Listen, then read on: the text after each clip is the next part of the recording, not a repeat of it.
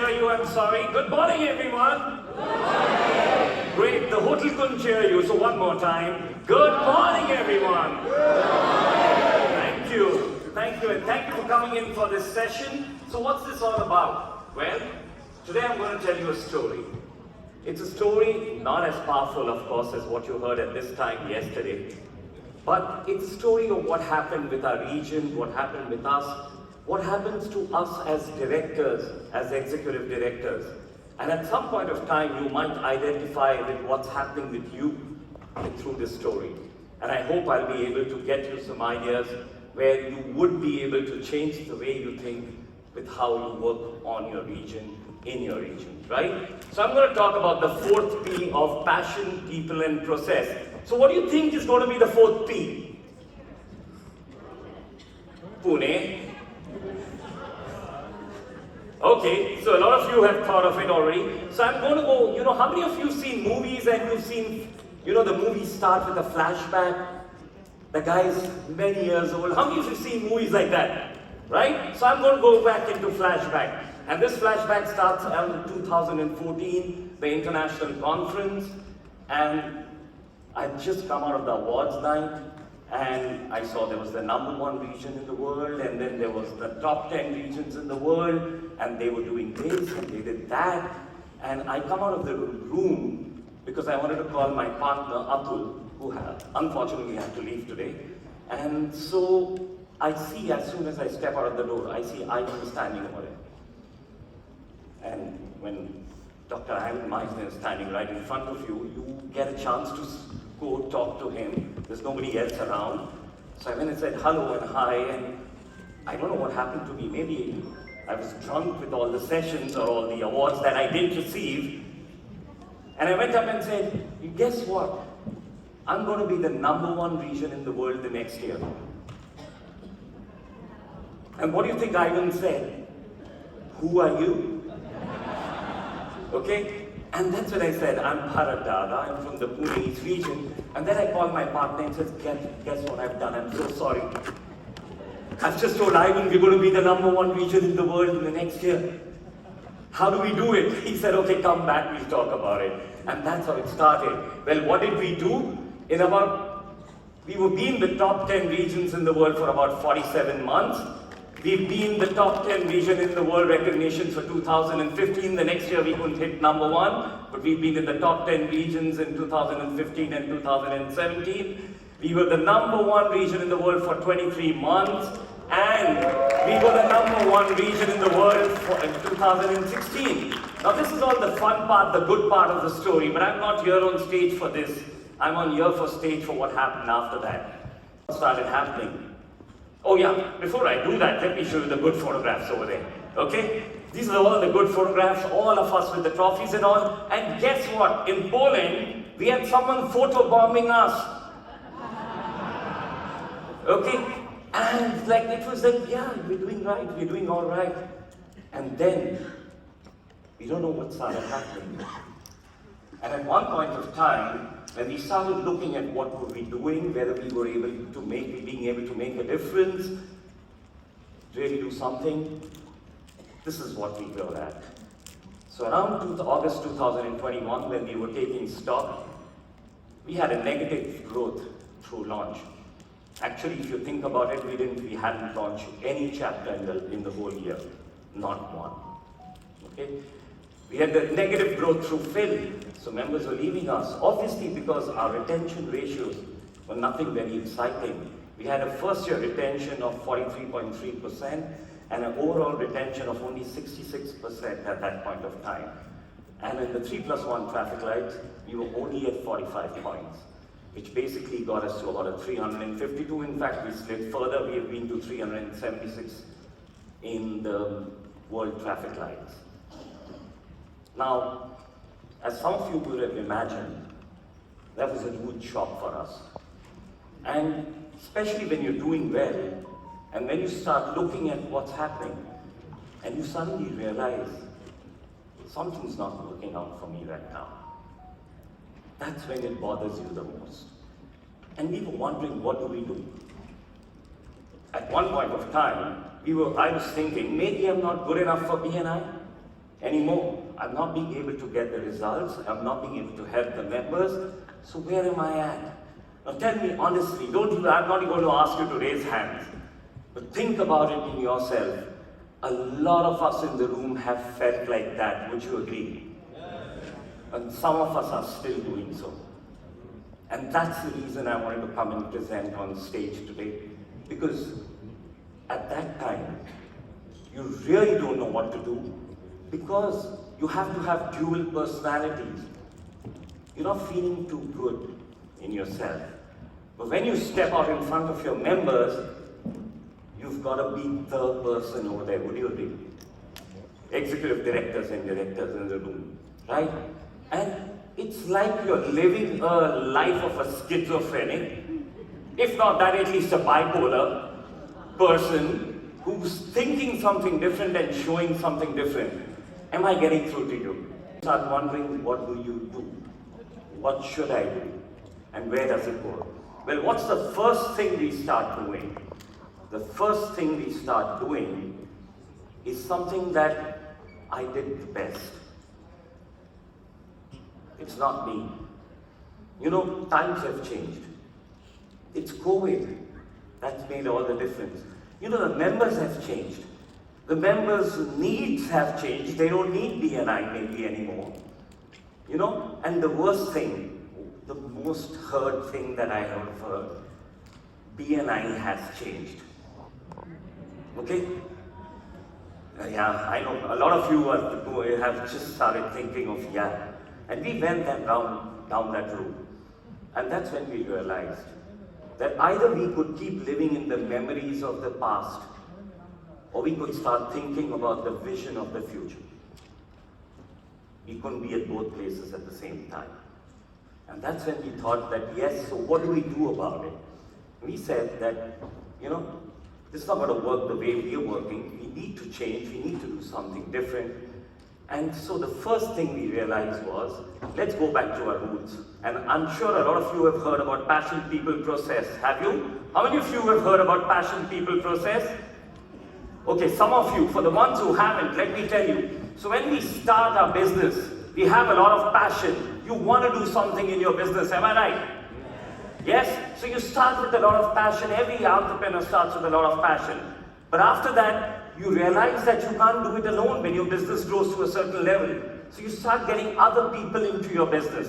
To a certain level, you can get people actually, you know, inspired that they feel they want to work like you. But at one point of time, your business grows beyond that, and then you need to put processes in place so that when you hire more people, they're going to work. This applies for every business. This applies for BNI especially. Thank you to Michael Mayer and Harold who gave us this idea of passion, people, process.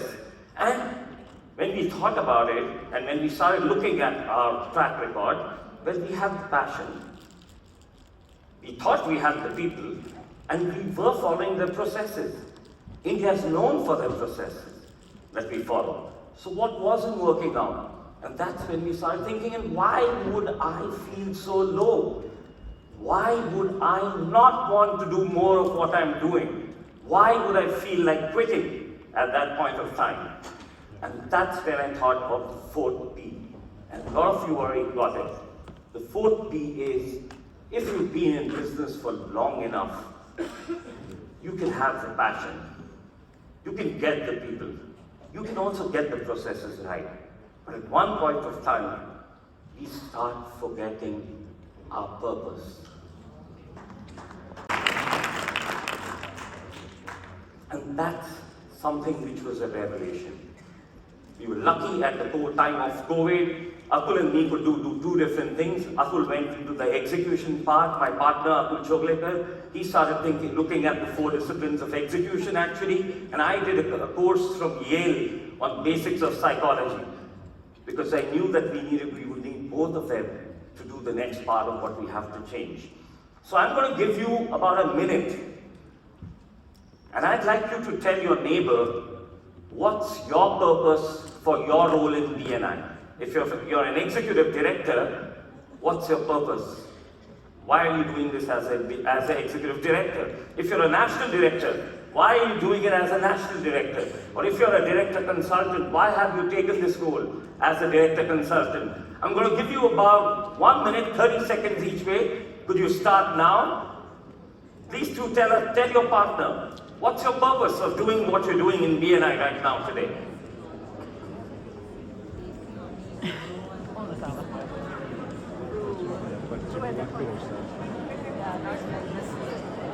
Stage. Thank you so much. If you can hear me, could you go? Thank you. Yes. So I hope you got an idea. And that's why we realized that we have to be very, very clear with our purpose. What's the purpose? Why do we want to be executive directors of BNI? Why do we want to do what we were doing? And that's where we realized that our purpose, the common purpose which bound us was, we wanted to add value to our members. We wanted to make a difference in their lives. And everything else, all the numbers, all the accolades were just incidental to doing this. Because it starts first with people. When you work with the right people, you get numbers automatically.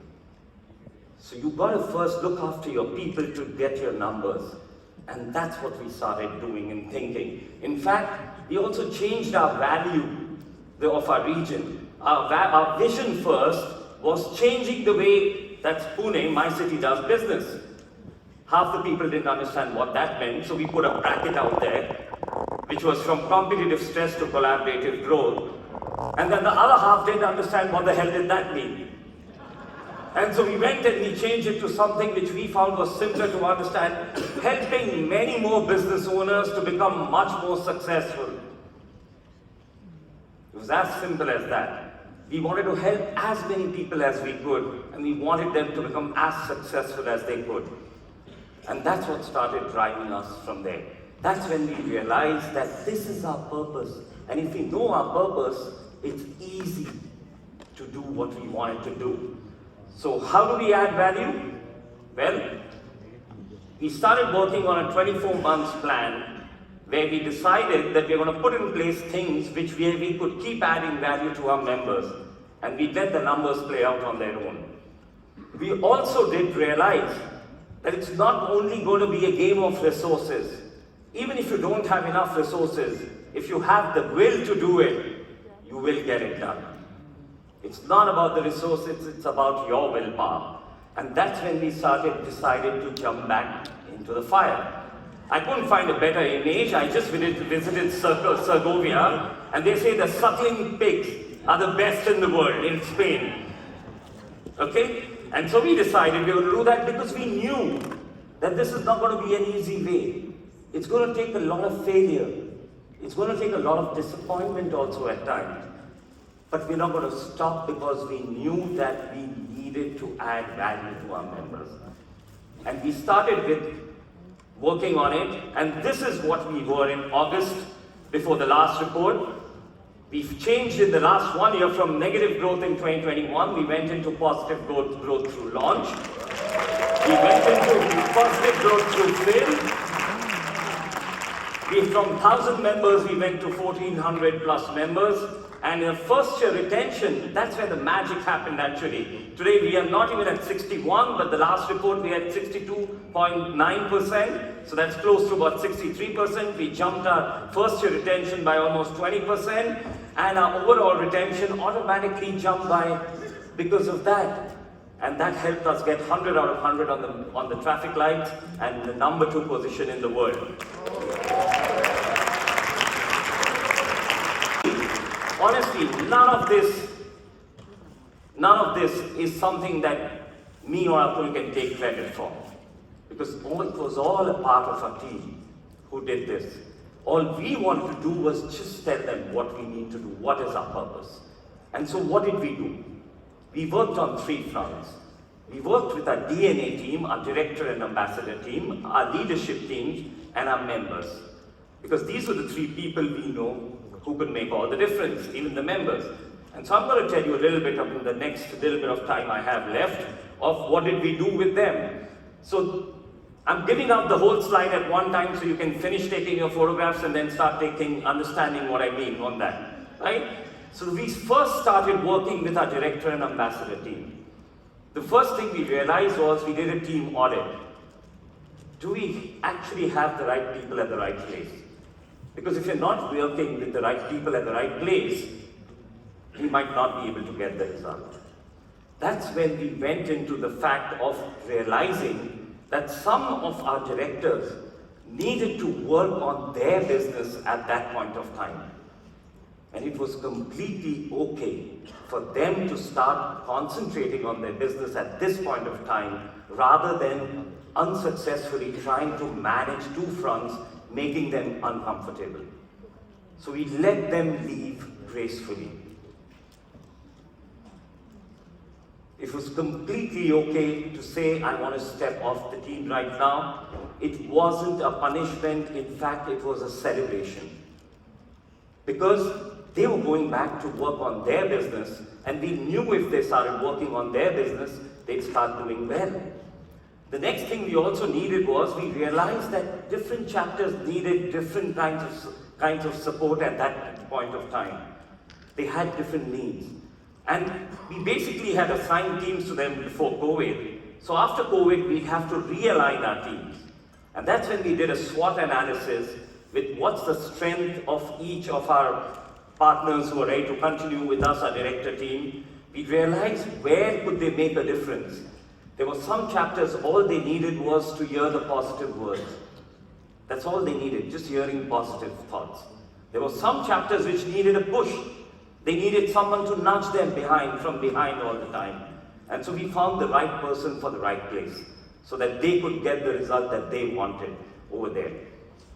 But the something that I'd really like to talk about is, we have had 0 launches, no launches in the whole of last year. So we had a team meeting with our launch team. We had 7 people in our launch team. And the only thing we asked them is, are you ready to launch a chapter in the next 1 year? And attend a launch director training, which was happening just about 3 hours away from my city, from Pune, which was in Mumbai. Are you ready to attend that? And guess what happened? I had 0 people ready to do that. I did not even have a launch team over there. And I'm thankful to all those launch directors who realized that at that moment they needed to work on their business rather than work on BNI. And they exited over there. And that's when we went out looking for new launch directors. And since I look after launch, I just needed crazy people like me to work with me. The only criteria was you believe in BNI full out and you want to make a difference. You don't know anything about how to launch. That was the rule.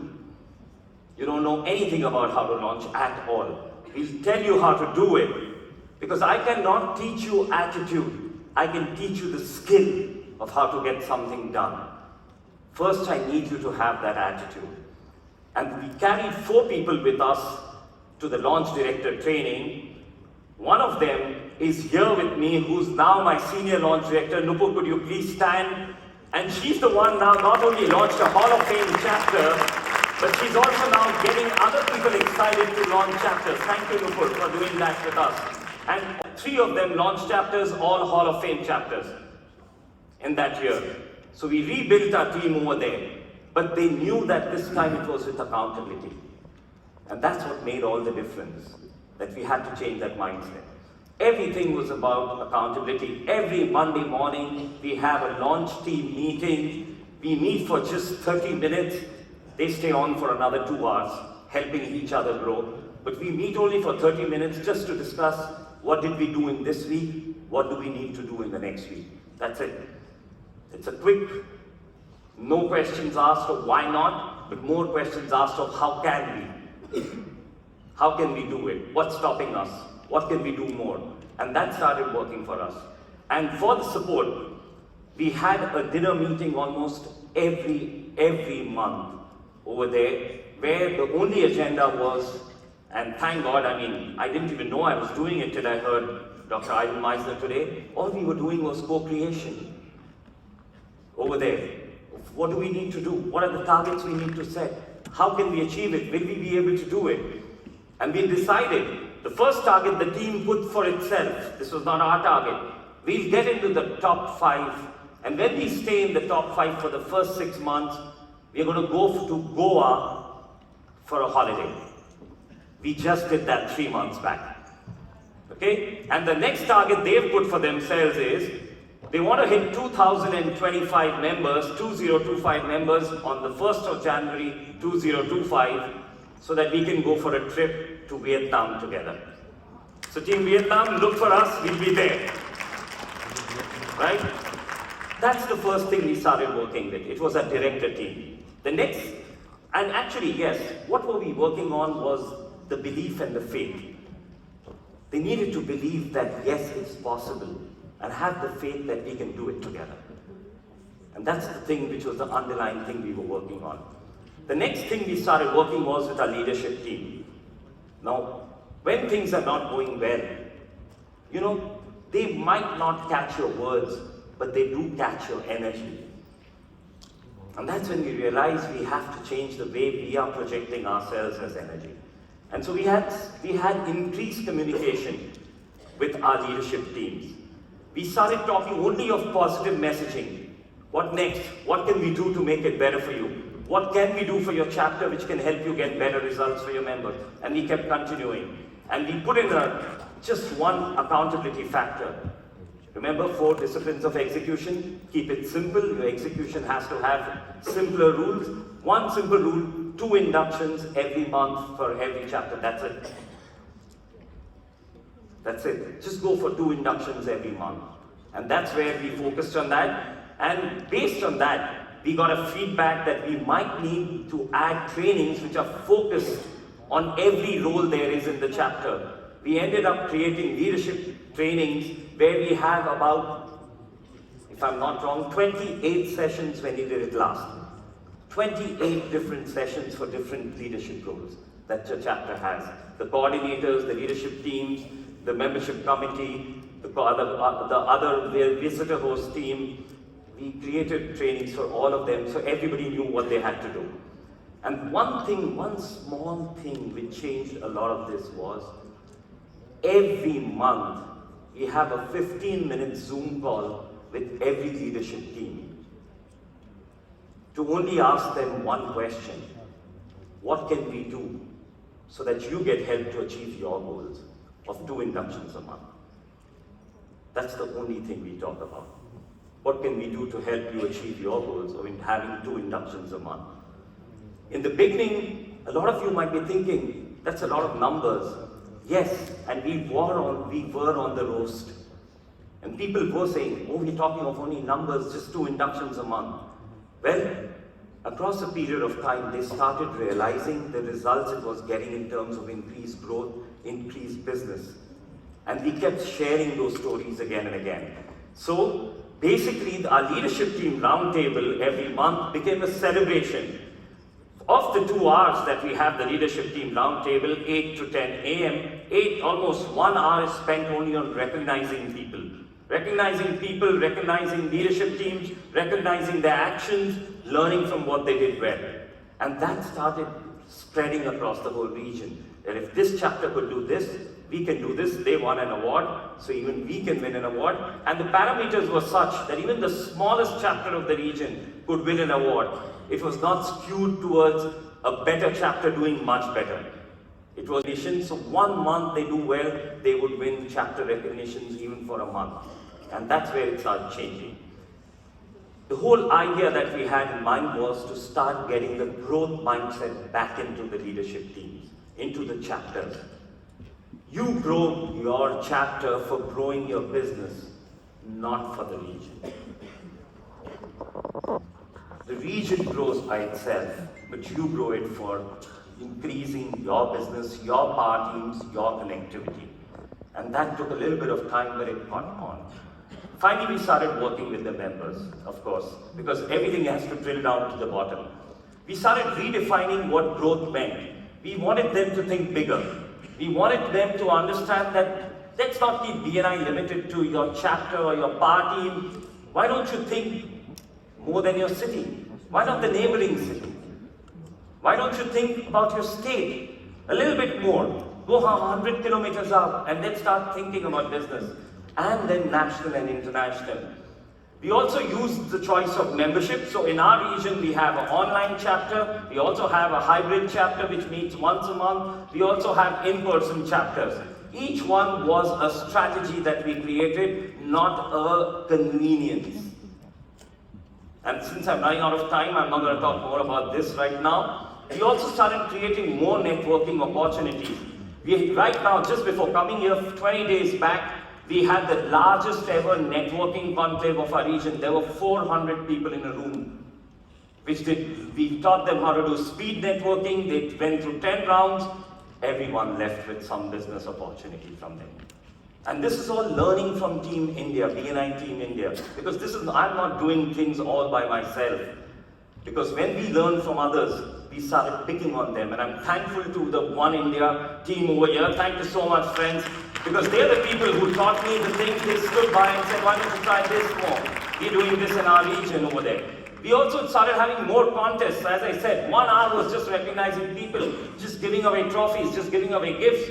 Every green member in my region receives a gift every month. Every month. It doesn't have to be big. It's only a recognition. It's the smallest possible gift. It could just be a label pin, a label pin over there.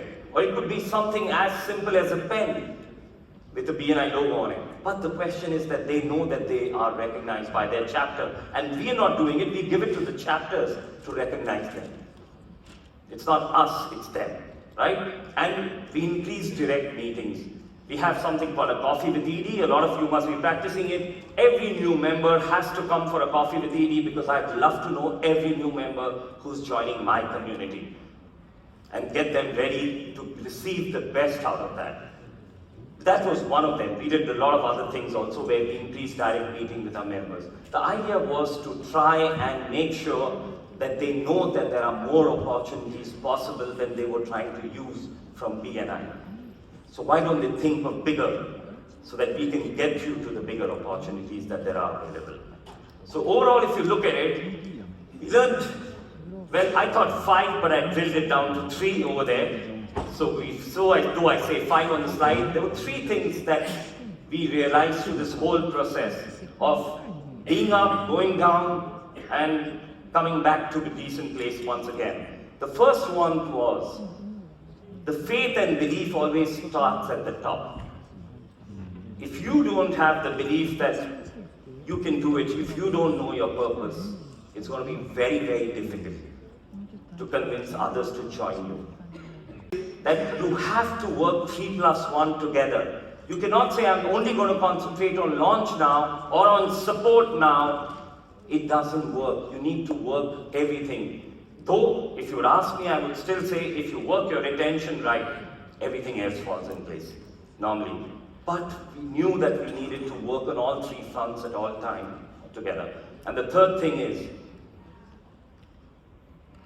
15 years of BNI, and I didn't know anything about how to handle the situation that we were in August 2021. It's only thanks to a lot of mentors in the room. It's a lot thanks to people like Matt Srinivasan, who basically said that, you know what, if you can't handle your whole region, Bharat, how are you going to help the rest of India? So you need to go back and handle your region. It happened to Murli, who was our district director, who kept asking, so what's stopping you from doing this? Have you tried this? What's new you're trying? Or it was from people like YP or Failberg or my best friends teams. Are you there in the room? Yes. Who met up almost every week. And we just helped each other to understand more about that. And I can't end this. It was impossible without learning from my fellow EDs from BNI India in the One India huddle. It's not me, as I said, who did it. It wasn't we who did it. It was you who did it for us. So thank you so much for just being there, right? Thank you so much for just being there. And I'm going to end with this. If you're clear about your purpose, every challenge just adds to your conviction and you know you can get there. I'm going to say thank you with this, and I'm going to say, are we going to stay on top? Not really. We know it's a cycle, but we are ready for it now. And I hope you would be ready for it also with this journey. Thank you so much. Thank you so much.